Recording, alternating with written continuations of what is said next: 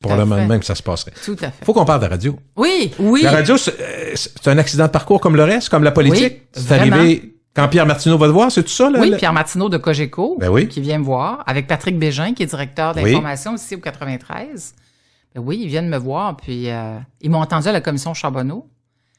Et eux, là, ils voulaient développer une nouvelle émission à l'antenne ici au 93. Ils voulaient redonner un peu de oomph à la station. Le 93, c'est une station extraordinaire à Québec. Les auditeurs sont fidèles depuis des années. Mais tu sais, c'est comme dans n'importe quoi. Là. Tu dois te renouveler, mais oui. Tu veux rien prendre pour acquis. C'est un marché ultra compétitif, tu le sais, radio parler privé. Alors, ils avaient pas... J'étais pas du tout sur leur écran radar au départ, mais pas du tout. C'est la commission Charbonneau. Ils t'ont vu là, puis ils ont dit, coudonc, elle est bonne, elle est solide. Oui, exact. Et là, ils m'ont proposé de co-animer avec Éric Duhem. Là, j'ai fait Éric Duhem. Je ne le connaissais pas. Je l'avais jamais rencontré de ma vie. Ah, que c'est bon. Oui, c'est bon, certain. Puis on s'est vus. Et là, j'ai découvert quelle bébite c'était après, là. Eh, mon Dieu. Je te dis ça parce que pour moi, c'est de très, très beaux souvenirs. Mais écoute, je faisais mon entrée à la radio parler avec Éric Duhem comme co-animateur. Et pour un baptême, c'en était tout un. Il devait être autant étonné de quoi que toi, Éric, de travailler avec toi? Je sais pas. Je lui ai jamais posé la question, en fait. Mais c'est du coup, on a appris à se respecter. On se parle encore aujourd'hui. Ça, c'est le fun. Là. Oui, on a mangé ensemble à quelques reprises. Mais il est drôle parce qu'à l'époque, il me disait tout le temps, Nat, il m'appelait comme ça. Nat, il dit, il faudrait que notre relation demeure professionnelle. Si on commence à partager des repas après le travail, ça va peut-être affecter notre façon de faire de la radio. Tu sais, le gars, il était... Mindé, là. Oui. Ben, moi, je dis, OK, ça va, ça me convient, c'est correct. T'as arrêté de faire des corrodates? Ah non, mais ça, c'est drôle, tu te souviens de ça? À tous je voyais arriver Mme Normando avec ses lèches frites. Écoute, à tous les lundis matins, mon Eric amenait ses restants de la fin de semaine. Puis là, à un moment donné, ben, j'ai dit, je vais faire ma part, moi aussi. Okay. Ben là, écoute, là, on débarquait avec notre lunch. Écoute, notre bureau était devenu un cafétéria de la station. C'était vraiment drôle. Mais on a développé une chimie, à laquelle je m'attendais absolument pas, là. Ça a dépassé notre relation professionnelle. Rapidement? Oui, ça se carré, certain. Mais non, mais ça, c'est le fun. Tant qu'à faire quelque chose, hein. Oui. Peut avoir de l'impact. T'avais du fun, là. Ben, tu dis que j'avais du fun. Mais oui, j'avais énormément de fun. Avec du recul, mais il y a des fois où Éric, là, écoute, ça marchait pas du tout. Mais tu le disais aussi? Je le disais. Des fois, il m'enrageait. Je pouvais pas concevoir qu'un gars comme lui puisse supporter certaines idées qui, selon moi, avaient ni queue ni tête, parce que lui, c'est un libertarien, puis moi, j'étais une ministre libérale. Sur le plan idéologique, là, on était à l'opposé. Tu sais, on était vraiment à des années-lumière. Alors, mais bon, Éric, on l'aime ou on l'aime pas, c'est un polémiste dans la vie. Je pense pas trop me tromper en le disant. Ben oui. Et il aime ça provoquer, puis il aime ça. C'est plaisir. Oui, exactement. Mais quand tu sais ça, je trouve que tu peux relativiser les choses un peu plus, là. C'est un des bons duos que la radio a donné, même si ça a été court. Oui, mais venant de toi, c'est un beau compliment. Toi qui as 40 ans de métier dans le corps. Absolument. Il y en a eu d'autres, mais ça a été... Gilles, ça nous a pris 2 sondages pour se hisser en première position. On avait 40 000 auditeurs au quart d'heure, ce qui est énorme dans le marché de la radio privée parlée. Là. Tu t'es fait des amitiés par la radio aussi? Ah oui. Eh bien, premièrement, les auditeurs. Moi, c'était une de mes grandes révélations. Ah oui? Leur intelligence, leur pertinence, à chaque fois qu'ils appelaient, qu'ils écrivaient... Je me disais, waouh! Puis moi, ça me faisait réfléchir aussi. Hein? Ça m'amenait à me questionner sur ma façon de voir les choses. Ça m'a beaucoup, beaucoup impressionné. Puis la proximité avec le micro, il y a quelque chose qui se passe. Le micro s'ouvre, tu te dis, waouh! Il y a tout un monde qui s'ouvre à toi. Puis dans ton studio, puis tu sens ça, là. C'est fantastique. J'en parle, j'ai des frissons. Je pensais justement à toute la lourdeur, mettons, de la politique quand tu veux que ça aille plus vite, quand tu as commencé avec M. Bourassa. Oui. Tu sais, quand je disais aux gens, des fois, ils me disaient, qu'est-ce que tu as aimé de la radio? Je dis, c'est quoi la radio? J'ai une idée. Je paye sur on, puis je le dis. Oui. Toi, t'arrives, puis tu veux dire ce que tu veux dire, dis-le, alors que t'as été 4 ans et demi à vouloir parler, bâtins. Bâtins. Mais il n'y a pas de filtre au micro. Tu parles directement, tu rejoins les gens dans leur voiture, à la maison. T'es guidé par ta morale puis tes connaissances. Voilà. Mais en même temps, j'ai pris rapidement conscience que il y a un poids qui repose sur tes épaules lorsque tu as un micro. Tu as des responsabilités, des obligations. Tu ne peux pas dire n'importe quoi au micro. Moi, j'ai compris ça rapidement parce que tu as une influence. Ta voix porte.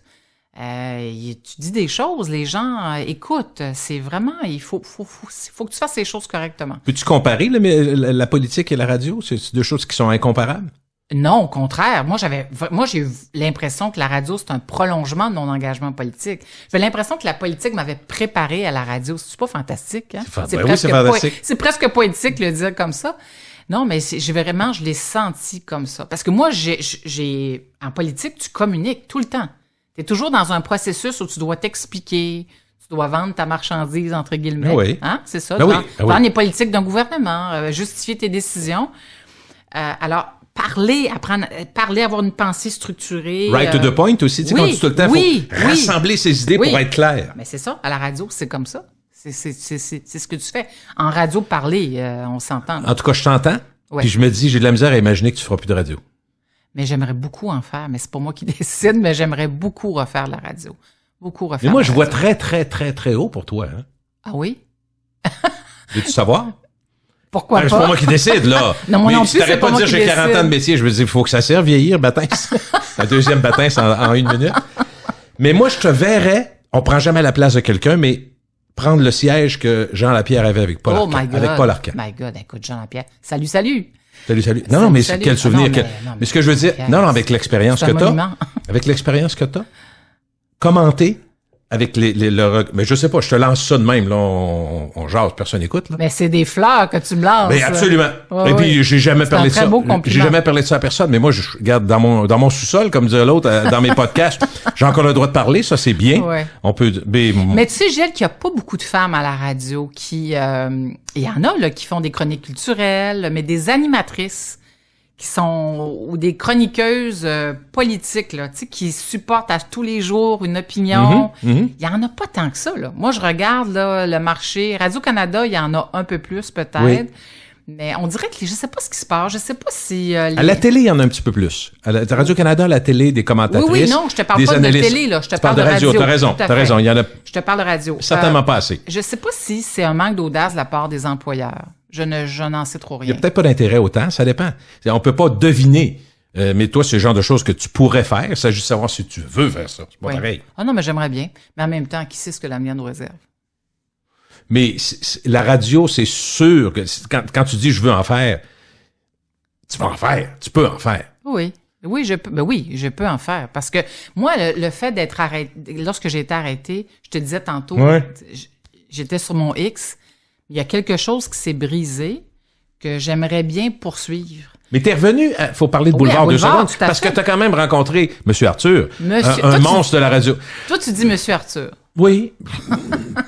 Je l'appelle André, comme je l'ai eu en entrevue, j'ai quelques podcasts avec lui. Bravo, j'ai adoré faire ça avec lui. Il était très, très généreux, très gentil. On s'est raccommodé.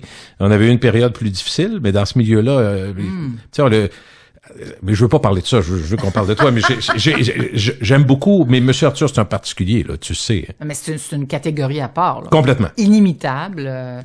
Il a marqué des générations. Moi, combien de fois à Boulevard, les auditeurs m'écrivaient « Mon père, ma mère écoutent André Arthur. Moi, j'écoute André Arthur. » Ça a bien été, toi, à Boulevard avec M. Arthur? Ah oui, tout à fait, parce que moi, j'ai été très chanceuse. D'ailleurs, tu parlais de la générosité d'André. Il a aussi été généreux à mon endroit. Tous les jours, parce que je suis entrée à Boulevard avec l'émission du retour. Oui. Tous les jours à 16h, André venait passer 30 minutes dans l'émission. Il venait jaser avec moi de toutes sortes de sujets là, qui l'animaient. On avait vraiment réussi à créer un rendez-vous. Tu sais à quel point ça paraissait à la cote d'écoute aussi. Je sais, j'étais dans le retour, moi. Oui, je vous voyais dans le retour. J'ai vu ça. Mais c'était tout à fait logique. C'était tout à fait logique. Oui. Ah, mais non, André Arthur, écoute, c'était... Puis il m'a dit la même chose que toi, hein. Tu peux pas être plate à la radio. Tu peux jamais être plate à la radio. Mais c'est un personnage, on aime ou on n'aime pas. Parce que André Arthur a eu des coups de gueule importants en ondes. Il faut se le dire, il y a des gens qui ont vu leur réputation brisée. Mais en même temps, ce qui me fascine, c'est qu'il est demeuré constant. Puis malgré toutes les années qui se sont écoulées, il a toujours conservé la même, la même constance, la même rigueur. Il a jamais changé son style. C'est drôle parce que quand je l'ai questionné là-dessus, c'est absolument fascinant. Nathalie, je disais... quand on vous reproche de pas toujours avoir dit la vérité. Puis il répond avec c'est tellement intelligent ce qu'il dit. Je me souviens pas d'avoir dit quelque chose que je ne pensais pas. Ça veut pas dire la vérité. Absolument, tout à fait. Mais c'est exactement lui. Non, mais c'est exactement lui. C'est parfait. Il était capable de supporter une opinion qui pouvait aller à l'encontre d'une large majorité de citoyens, là.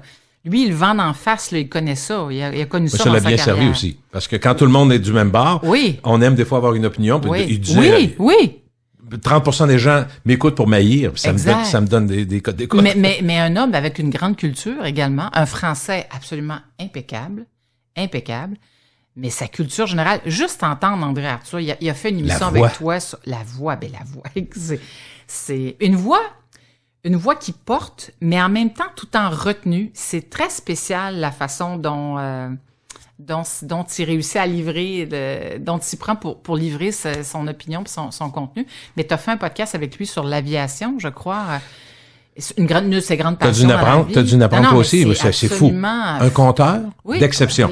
Oui. Non, mais il y a eu qu'un seul André Arthur. Il y en aura pas d'autres, là. C'est assez incroyable. Puis, il est très humble parce que je l'ai toujours senti très inconfortable avec cette espèce de stature là qu'on lui a érigée. Le roi Arthur, il a jamais aimé ça. Non, le roi des ondes non plus. Puis il détestait les surprises. Parce que moi, une fois à son anniversaire, j'ai fait une surprise en ondes. Il était fâché après moi. Ah oui, fâché? Fâché. Mettons que... tu m'en refais pas ça. Oui, c'est ça, exactement. Mais tout le gâteau, la bouteille de vin, tout le gros kit, là, on voulait vraiment lui faire plaisir. Parce qu'il était très généreux, pas juste envers moi, mais envers les auditeurs. Alors, je me dis, de temps en temps, là, il faut lui signifier à quel point on l'apprécie. T'as-tu gardé contact avec M. Arthur, probablement? Oui, okay. Tout à fait, mais ça fait un petit bout qu'on s'est vu. La pandémie oblige. Un retour à la radio avec M. Arthur bientôt? Mais je pourrais être votre opérateur. Honnêtement, mais ce serait incroyable. Mais imagine tout ce qui se passe actuellement. Si on entendait un homme comme André Arthur à la radio commenter la pandémie à tous les jours, l'élection américaine, on en apprendrait comme ça se peut pas. Merci beaucoup de nous avoir ça me fait plaisir, Gilles, ça a passé vite. Oui, j'ai aimé ça. C'est bien ton J'ai eu l'impression qu'on était à radio ensemble. J'ai comme... Je vais garder ça comme souvenir. La dernière fois qu'on a partagé un studio et qu'on était face à face, derrière un micro, c'était quelque part, d'après moi, au début de 2016. Parce que j'ai été arrêtée en mars, tu vois, puis c'est d'après moi, c'est... Je m'en rappelle très bien. C'était agréable. Comme on dit, c'est comme si c'était hier. Comme si c'était hier. Comme si c'était hier. Merci, Nathalie. Bon succès avec ton livre et la suite, puis on t'écoute à la radio bientôt. Salut!